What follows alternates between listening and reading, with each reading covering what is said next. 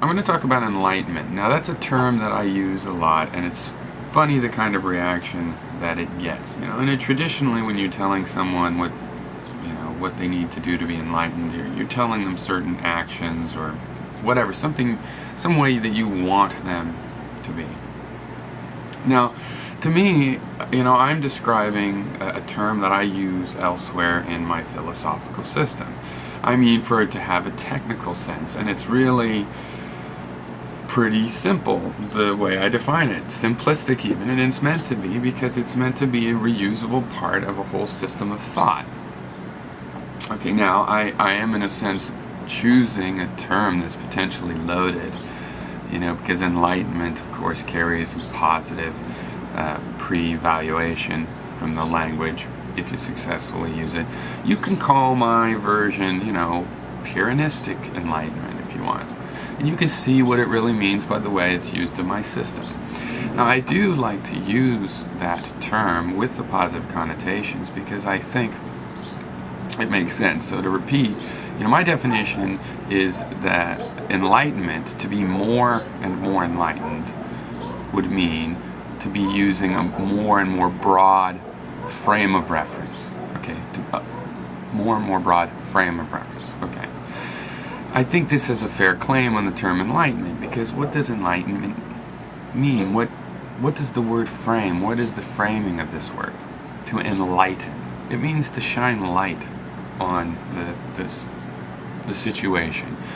In the abstract, to shine lights on the problems of mankind, or the problems of philosophy, or the questions, or the ideas. It's to shine light. And so shining light in this metaphorical sense is getting more information, to get more information. And so my idea of enlightenment is just that when you get more information, you should visualize the frames of references that have made themselves known to you. It's not just that you have more information doesn't make you enlightened, but when you fit it into understanding how things fit together. In other words, when you use that information to visualize a more broad frame of reference, and then suddenly, you see beyond yourself and recognize your family. You see beyond your family and recognize your species, and beyond your species and recognize yourself as part of the biosphere. And when you recognize that the facts have added up into another individual frame of reference, then that's enlightenment. And you see, it's just meant as a technical thing. Yes, there is some connotation I want to keep of, you should be enlightened.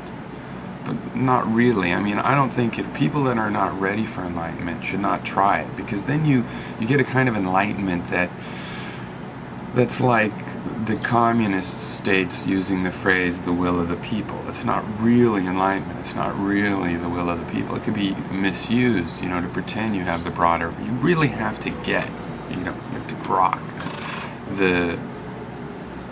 that frame of reference. You can't just paint words to it and pretend to speak for it. You can't do that. So you really don't need to rush on this path to enlightenment anyway. So in that sense, I'm not advocating it. But yes, it's in our best interest. I think through this process of learning, we do become enlightened, and we will see what common ideas can combine us on different levels. But even then, sometimes your own personal frame of reference, like your personal safety, is going to supersede. And I think that'll be a human condition for a long time. There will be things that throw us off an enlightened path and shoot us down a tunnel of, reactive self-interest. And, it's part of my goal of having a theory of enlightenment to try to avoid that.